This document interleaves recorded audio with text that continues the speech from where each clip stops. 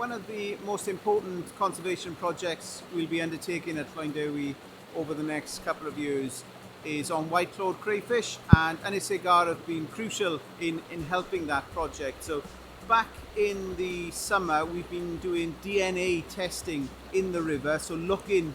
at DNA of other crayfish species, signal crayfish, the non-native signal crayfish, which is causing an awful lot of problems for our native white-clawed crayfish. And we've been looking for the crayfish plague, which is a fungus that the signal crayfish carries, which doesn't affect the signal crayfish but wipes out our native white-clawed crayfish. So we've done those tests, and luckily they all came back negative, so there's no other crayfish species here.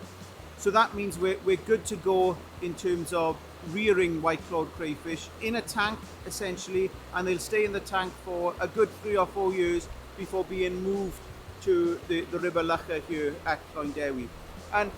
white-clawed crayfish are really struggling in the wild because of the crayfish plague, loss of habitat as well. And it's a real desperate situation, because the only real conservation action that we've got at the moment to save this species is to take them out of the wild